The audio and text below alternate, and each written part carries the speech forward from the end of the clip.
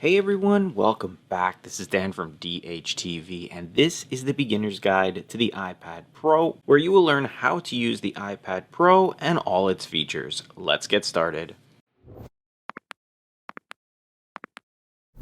Alright, so we're working with the iPad Pro M2 2022 model here, but everything I show you should work on pretty much any iPad Pro or any iPad for that matter. Now we're going to be starting with the basics and working our way up, but if you are a little bit more experienced with the iPads or iOS or iPadOS at all, you can use the chapter timestamps in the description to skip ahead to exactly what you want to learn. But for the rest of us, we're going to start with the basics here, and if you are looking to learn more after this video, there's a link in the description to the full playlist of great tips, tricks, and tutorials that you can use with your iPad, iPhone, and iOS devices. So this is our iPad Pro, and you can see right now we have it in this horizontal sort of direction. This is called landscape mode. Now when you flip your iPad, for example, if we go vertical now, you'll see what happens here. It'll automatically flip the screen into what's called portrait mode, and you can use the iPad this way. But for this video here, we're going to use this horizontal mode right here. That way it's just easier for you to see and work with. Now before we even begin, you do need to set up your iPad from scratch. So if you haven't done so yet, there's a link in the description to a full tutorial on how to set up the iPad Pro, so that way you can get to this screen here. Once you've set it up, you should be brought to a screen just like this, and this is our home screen. Now what we're looking at is a few things at the top here. These larger sort of icons are called widgets. The smaller ones here are called applications, and then you have a dock at the bottom which will house applications that'll stay stagnant, so you'll always be able to access them no matter what page you're on. Now navigating your home screen is pretty simple. You're going to use swipe, so you can swipe left to be taken to your next page. You can swipe left again and it'll take you to what's called the app library, which is just a collection of all the applications on your iPad in one place. You can use the search bar up here to search for a specific app. That way you can find it quickly and you can open it that way. Now obviously as you install more and more applications, you'll have more pages than just two, so you'll have to swipe further to get to that app library. Now if you swipe to the right, it'll bring you to the widgets page, and this is just a collection of all the widgets that you'd like to add here, and you'll be able to scroll up and down and see all of the widgets that you have there. You can add them, remove them, and I'll go through how you use the widgets in a little bit. Now anytime you want to open an application, it's very simple. You're just going to tap on it. It'll open up just like this. You can then use your finger to swipe up and down and taps to access different sections of that application. And anytime you want to exit, you'll notice that there is this line down here. You're just going to take your finger and swipe upwards. It'll automatically exit that application and bring you back to your home screen. Now when you do exit an application, it's not closed, it's still open in the background, and you can access all the applications you have open in the background by just swiping up and holding in the middle. You'll see here how applications sort of open up, and all you have to do is release. You'll be able to see all the applications you have open, and you can tap on them to access those applications, or you can swipe up to close them. And you can use 2 fingers to close multiple, 3 fingers to close more, and you can close all your applications. Now in the past, closing applications was actually a good thing to do to save battery and to have your iPad or iPhone run smoother, but these days these are so optimized for their applications that leaving them open is actually better because things will run a little bit smoother when you access those apps. Every once in a while you can close them out, but it's not necessary to do it very often. Now as you work with these applications, there's actually a way that you can access some extra options. So what you would do is just tap and hold on any application and it'll bring up some extra options. Now depending on the app, you'll see different options here, but for settings we have remove the app, edit the home screen, battery, Wi-Fi, and Bluetooth options. So we can quickly open up those specific settings. If you do this, let's say with the camera app, you'll see we have the remove app, edit home screen, record video, or take a selfie.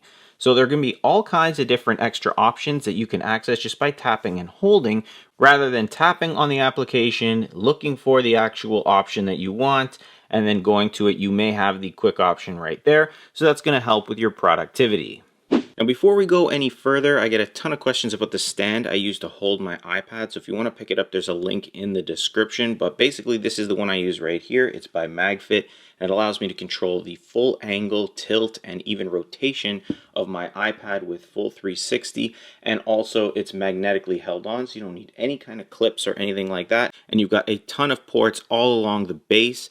So you'll be able to connect up different USBs, headphones, and even your camera cards. If you want to check it out, once again, there's a link in the description. Now, as a beginner with the iPad, it's a good idea to go through all of the apps and kind of see what they're all about to get used to them. But over time, you'll find that you don't want some of these apps and they're just not useful for you. For example, I've never used Photo Booth on my iPad.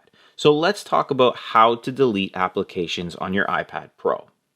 First, locate the application, tap and hold, and you'll see the quick options appear. Now, this one only has two options, and one of them is remove app. So if we tap on that, it'll give us a secondary prompt to delete the application. If we tap delete app, it'll delete it completely from our iPad and it'll no longer be there. If we tap remove from our home screen, it'll just remove it from our pages here, but we'll still be able to access it from the app library. So to delete the application, we'll tap delete app, we'll tap delete to confirm, and now the application is gone. Now don't worry, any application you delete from your iPad, you can access once again in the App Store. You'll be able to download it once again and use it if you need it. So this is a great way to clear up space and clutter on your iPad. Now the second way you can delete applications is by holding on the application and just continue holding. When you do that, you'll see it starts shaking. You have little minus icons beside the applications that can be deleted, and you can just go through and tap on the ones you don't want. So for example, if we don't want books, we can tap on that minus, tap delete app, tap delete again to confirm, and now the application is deleted.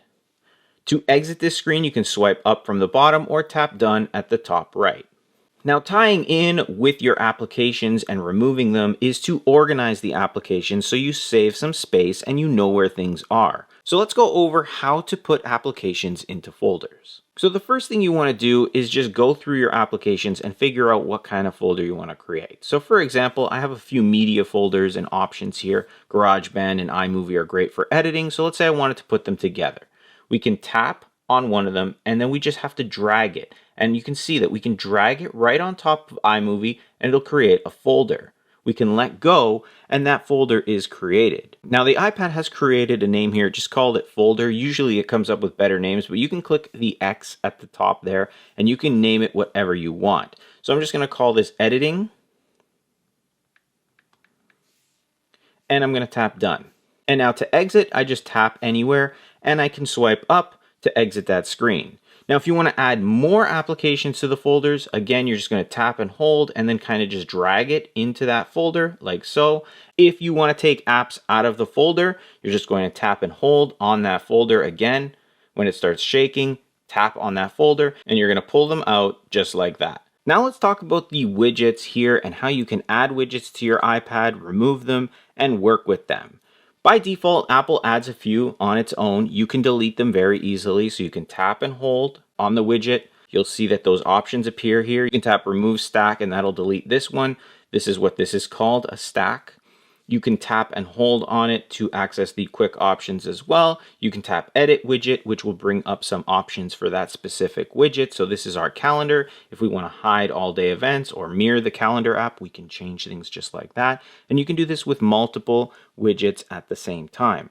Now, if you want to add a brand new widget, you just tap and hold on the home screen and then tap the plus at the top left. This is going to bring up your widgets library. And as you can see, there's a whole bunch of widgets here. You can scroll around and find the one you want. For example, let's say we wanted to add a battery widget here. You can see the first option is a little block. You can swipe left, it'll give you a larger block, and then you can swipe left one more time, and it's going to bring up the entire block here. And obviously, this is going to take up more space on our home screen. So let's say we just wanted a simple one like this. We can tap add widget, and you can see that fits right there. Now I like that one better, so I'm going to remove this one here that I have, this older battery widget that I was using, and now I've got this nice horizontal look here. If I want to pull this one and move it, I can, and this is how you move apps and widgets. You just kind of drag them around while they're in this kind of shaking state. And now when you're happy with it, you can just tap away and you can see how your iPad home screen looks and you're done. Now, obviously, the more applications you install on your iPad, the more widgets you'll have. So let's talk about how to install applications on your iPad. So first, we're going to open the App Store here. And if it's your first time opening it, you'll get this little message. You can tap continue. If any other prompts appear, just follow the instructions and choose the option you want. Now at the bottom here, you can see we are in the Today view. You have a games option where you'll see all the games. You have apps, arcade, which is a paid service by Apple. We'll tap not now. And then you have a search option here if you want to search for a specific app or a specific type of app. For us, let's just go into the app section and we'll just scroll around for some applications here. Now you will notice that some have this little cloud icon. If you see that any device that you've used your Apple ID with, you've at one point installed that application, but it's not installed anymore or not on this particular device. So if you wanted to download it again, you can just tap on the little cloud like so. And if you have your Apple ID already set up on the iPad, which you should have done during the setup process, this will just start installing very quickly without any prompts. However, if you are installing an application like this calculator here, where it says Get, you'll tap on the application, read the description, see what it's all about, and then you can tap Get right here. Now take note, any applications that say in-app purchases means that they do have paid options within it, so just be aware of that while you're using the app. So we'll tap Get to install this calculator. Now because we've never installed this application before, it is going to prompt us to install it. You'll see your account with the Apple ID email and you're going to tap Install. Now depending on how you have things set up or if it's the first time you're using this, you're going to need to sign in with your Apple ID. If you've already done this and you've changed things around, you may be able to use your Face ID and you won't need to put in your password every single time. So for this, we'll put in our password and then we'll tap Sign In. And that's it. Now we just have to wait for the application to download. And as it's doing this, you can leave the page. You can go wherever you want. On your home screen, it's actually going to already start installing. This one was really quick, so it's already there. We can tap on it. And now we have a calculator on our iPad, which is a good thing to install because the iPad doesn't really have a calculator by default. So that's pretty much how you use the App Store to install applications on your iPad. Now let's go over some of the swipes and options that you have on your iPad. So first, if we swipe down from the bottom here, it's going to bring up our notification center. So anytime you have notifications, they'll be stored in your notification center where you can tap on them to open it. You can swipe left to access the options or clear it. And if you do decide to clear it, it'll disappear, or you can tap the X to remove all of them if you have multiple notifications here. Swipe up to be brought back to your home screen, and we'll move on to the control center. So from the top right, if you swipe down, it'll bring up what's called Control Center. And this is an area where you can access some quick settings on the go.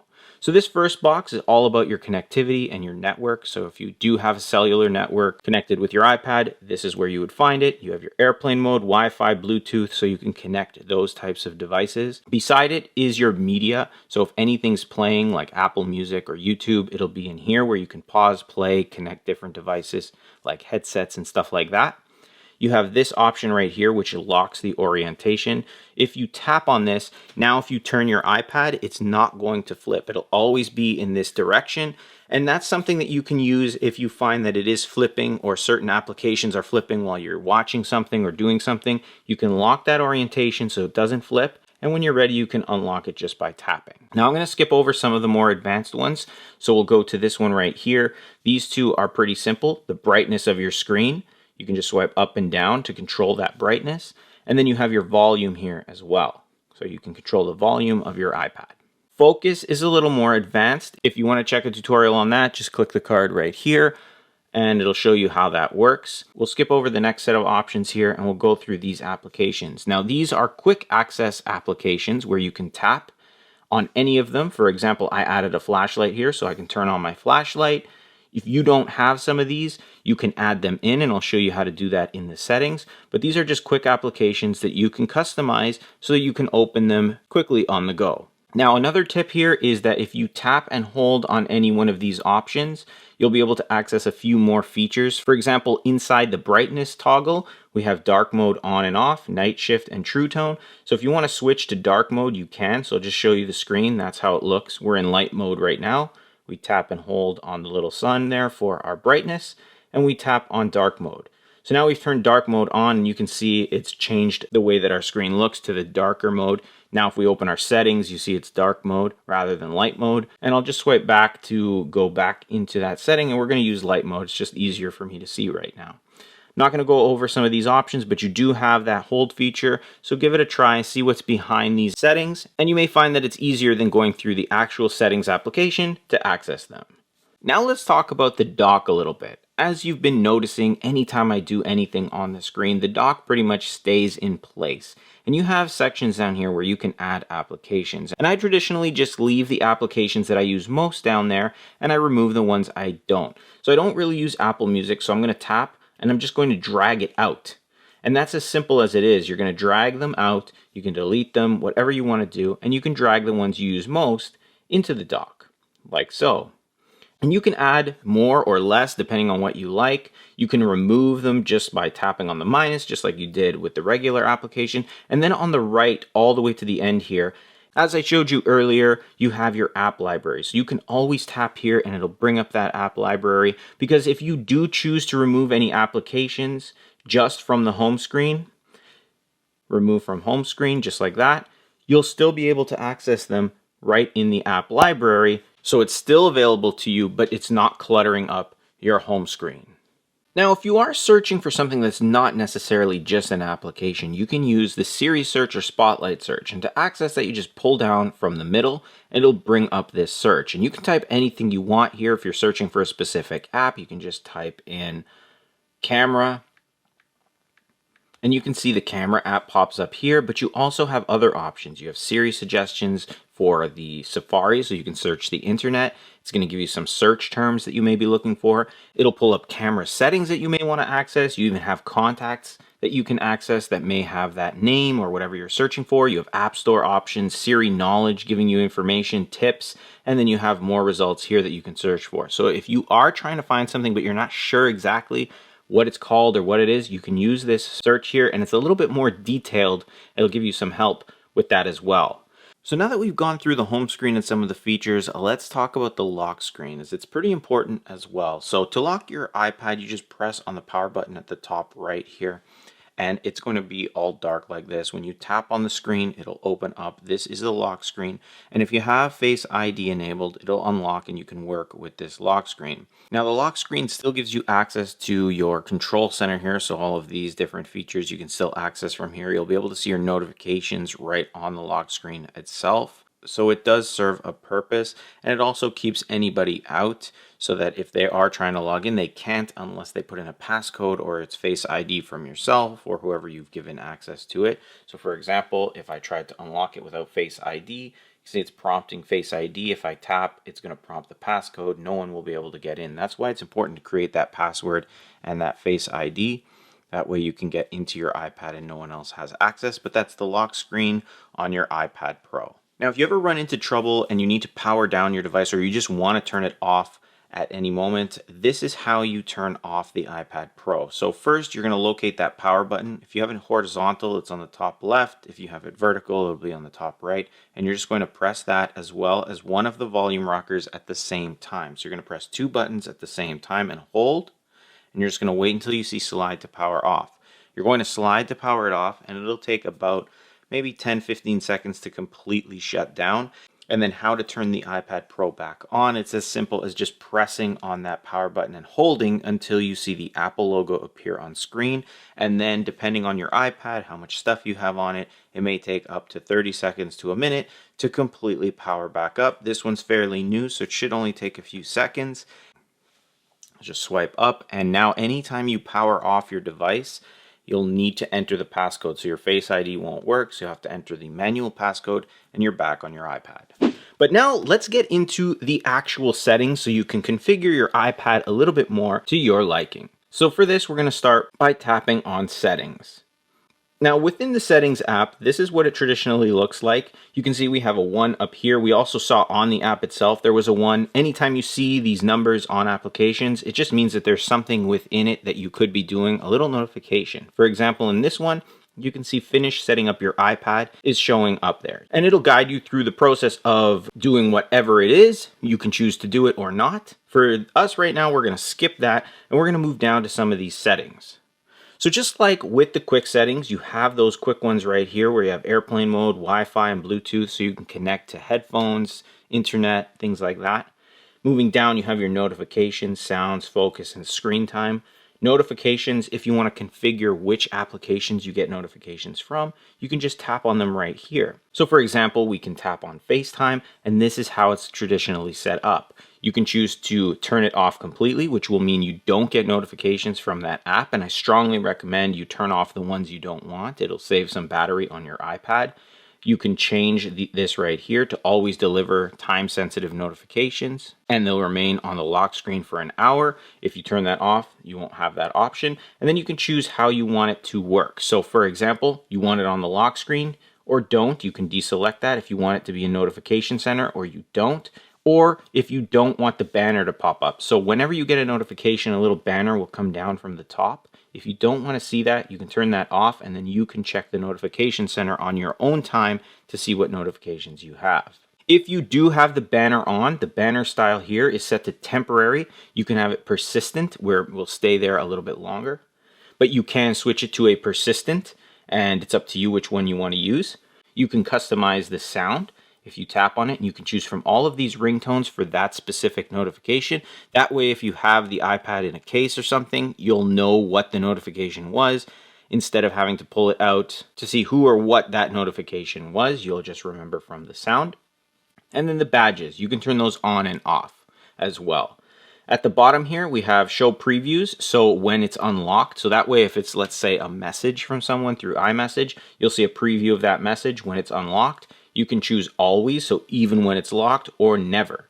So it's up to you what you would want there. And then you have notification grouping, which is on automatic, but you can choose to have them grouped by apps or off. This way, when you open that notification center, you won't have a mess of notifications all over the place. They'll be automatically grouped for an easier way to go through them. So that's how the notification center will work. And you'll want to go through all of these applications, like I said, and that way you have more customization with your notifications. The next one is sounds, and this is a big one as well, as the sounds can be customized on your iPad. So the first option is your ringtone and alert volume. Now you can swipe right to raise the volume, left to lower the volume, or you can turn this option on here, which now allows you to use the volume rockers at the top of your iPad or on the right side, depending on which way you're holding it. And now you can raise this volume just like this, or lower it just by pressing on those volume rockers. Moving down, you can set the ringtone. So if you get calls through your iPad, these are the options you have. And you can set the text tone, mail tone, all the tones here you can choose from the list of different sounds on your iPad. Below, we have the keyboard clicks. So anytime you are typing on the iPad, there's a little clicking sound. If you don't like that, you can turn those off. And then the lock sound. When you lock the iPad, it does a clicking sound. If you don't want to hear that click, you can turn that off right here as well. So that's sounds on your iPad. Focus, we're not going to go through. Screen time, we won't go through. If you want to watch a video on that, there's another card right there with a tutorial. But basically, screen time is just a great way for you to monitor your usage with your iPad and how much screen time you're using with it at the same time. Moving down a little more, we have the control center, and we're going to tap on that one because I showed you earlier those quick applications, these ones right here. Well, this is where you're going to go to add more applications to that list, and you can see there's a whole bunch down here. At the top option here, you have the ones that are already installed. You can tap on the minus to remove them. So for example, if you didn't want the notes there, tap the minus, tap remove. Now when you pull this down, notes is gone. And in the same fashion, if you wanted to add one, so for example, you wanted the alarm, you can tap alarm. It's added right there. You can see it now. We have the alarm, and you can organize these applications just by tapping on these three lines on the right side and holding, and then just putting them where you want. Now the alarm is the second on our list there of applications, and you can add the ones you want, remove the ones you don't want, just like that. Moving down one, we have display and brightness, and this is another setting to take note of as you have access to your light and dark modes, but you also have the automatic option. Now, when you turn this on, it'll turn on automatically when it gets to the evening or nighttime, and then it'll turn off back to light mode when it's morning time or daytime. You can also change the options. So as I just mentioned, sunset to sunrise, or you can set a custom schedule where you can choose a specific time of day it's in light mode and when it should turn on dark mode. I tend to just leave this on the option I want at the moment. So right now I'm liking the light mode, so I'm leaving it there. You have text size, so if you're finding that it's too small, the text, you can make it bigger, or if you would like it smaller, you can do that as well. I tend to leave it where it is. And you have the bold, which will just bold the text as well. Your brightness, you can control that here. Night shift is good. If you turn it on, I'm just going to tell you what it does. When you turn it on, it's going to take the blue or the cool temperature out of the screen. I do turn this on from time to time. It's good for your eyes. You can also set how warm or how cool you would like it, so you can see less warm and then more warm. So it's your choice right there. I would suggest, if you want more information on that, just to research what it does, because it is good for you, especially if you look at your phones at night. Auto lock, I have mine set to never. By default, I believe it's 2 minutes. That just means that in that amount of time, the screen's going to lock. You'll need to put your password or use Face ID to get back into your iPad. I use never just because I'm doing this video, but set it where you would like. That way you don't leave it on and the battery doesn't die. So keep that in mind as well. And then the display zoom, it's at default now, but you can choose the more space option, and you can see a quick example of what it's going to do here. And you'll have more room for more applications on the home screen. Wallpapers is another area where you can customize the look of your iPad, and that's the home screen and lock screen. So by default, this was what was installed on the iPad Pro M2. With iOS 16.1, you can tap right here so that the appearance dims with the wallpaper. So dark appearance means that it'll be a darker wallpaper. If you don't want that, you can turn that off, and you can tap up here to choose a new wallpaper. So you have dynamic, which are going to give you these dynamic wallpapers. These have been around for a really long time. I don't really know of anybody who's used those. And then you have the stills, and these are the looks that Apple's going with right now. A cool thing is that they're not already installed, so you can see the little cloud icon. So the ones you do choose, it'll download them to your iPad, so they are going to take up a very small amount of space, but at least you're not having all of these pre-installed on your iPad, and they're not taking up too much space. So let's just say we wanted this one. These ones are installed already. We can tap on it, we can set it, and when you do, it's going to prompt you to set it for the lock screen, home screen, or both. And if you do that, now this is how our home screen is going to look. Same with our lock screen. And it's just going to give your iPad a little bit more customization to make it your own. So I'm just going to put it back to the original one. I like this best. And we'll go back to our settings here. Now, Siri and Search, if we tap on that, I'm not going to go through everything here. I've already set up the listen for that keyword. Siri's your personal assistant. You can ask Siri to do things like set a timer, a question you might be looking for the answer for, converting different equations, adding, subtracting, all that stuff you can ask Siri to do for you, and pretty much anything on your iPad. If you want to watch a tutorial on Siri, again, another card right there for you, so you can learn more about it. But these are all the settings that you can play around with Siri. Now, Apple Pencil, this is for devices that support the Apple Pencil. So this is the second generation Apple Pencil. Not sure what you have or if you have an Apple Pencil, but these are where all the Apple Pencil settings are.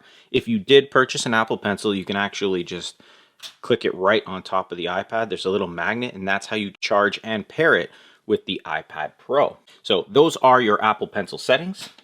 Face ID and passcode, you would have learned about Face ID on the setup video, so definitely look at that.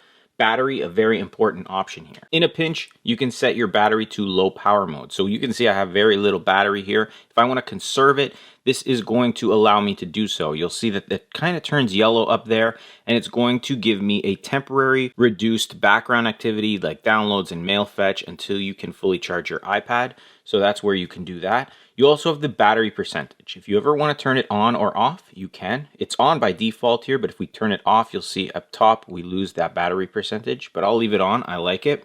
And then we have our battery levels here. So what's been going on over the last 24 hours, the last 3 days, what I've been doing, what's been eating up the most battery. So it's a good idea to check in here to see what's going on, especially if you're noticing some battery issues with your iPad. Take a look at this section here so you can maybe see what application is really bogging your iPad down, and maybe deleting it and reinstalling it would help. Privacy and security. If you open this, this is where you can control your location services. I strongly recommend you go through each app and see if it's using your location and how. So for example, you can see our camera never uses it, maps when shared, Siri and dictation while using. So for example, we can set this to while using or never. Some of them say always on. So if you notice that there's a weird app in there using your location and you don't think it should, turn it off. I strongly recommend that. You want to also tap on this tracking, and you can allow apps to request to track. You want to turn that on because when you open an app, it's going to ask you if you want to allow the ad tracking. So if you don't want them to allow ad tracking, you can turn them off individually. And then scrolling all the way down, you have some more options. Just go through them and see if anything isn't where you want it, and just change it to your specific needs. Moving down, there's a whole bunch of settings based on the applications you have on your iPhone. You can go through those on your own, but there is a general tab here, which I do want to talk about. If you tap on it, that's where you're going to see a whole bunch of other settings. Software update is a big one. If you ever need to update your iPad, you would want to check here, tap on software update. It's going to search, and if there is an update, it'll prompt you to download and install it. We have the latest at this time, so we don't need to do anything there. We have another option here, which is great, is the iPad storage. So if you ever need to remove things or you want to see what's going on with your storage, this is a great place to start. You can see what applications are taking up the most space on your iPad. You can also see what is using the most space. So if it's messages, photos, applications, and then you can take action on those if there is a problem. Now this is a brand new iPad, so I don't really have any issues, but you can see there's an offload option. So if you are running low on battery power and you have a lot of apps, you can enable this. It'll offload those apps, and it'll still save the documents and data with those apps. So when you do need to use them again, you can just tap on them, it'll reinstall it, and you won't lose anything that you did with it. Moving back to the general tab here, there are a few more settings here you may want to look at. For example, the background app refresh, if you want to turn that off. I'm not going to get into that. You can read about what that does when you open it up. It says it right here, but you can turn those on and off if you'd like, and just kind of see what's going on within this section if it interests you. But that's pretty much the settings on your iPad Pro. And at this point, you would just want to go through the applications and see how they work. I'll just quickly go over the camera app here, but I'm not going to go over it fully. I do have a full tutorial on how to use the camera app with tips, tricks, and things like that. So you can check that out. Again, another card. Maybe I'll put all those links in the description as well, but you have all your features: photo, video, slow motion, time lapse. You have your portrait mode, your square, your panoramic options here as well. So you have a whole bunch that you can play around with: the front-facing camera, rear-facing camera, and it's just as simple as just tapping on this shutter button here to take a picture, just like that. And you can see we flip to the front-facing, rear-facing. Very easy to use, but there is a lot to it, especially with the settings, so definitely check out that tutorial video if you are looking to learn more. But that is it for the beginner's guide to the iPad Pro M2 2022 model. Hopefully this helped you learn how to use your iPad Pro. If it did, definitely hit that like button and subscribe to the channel. Also, again, if you're looking for more great tips, tricks, and tutorials with your iPad, iPhone, or any iOS device, there's a link in the description to the full playlist to help you get the most out of your device.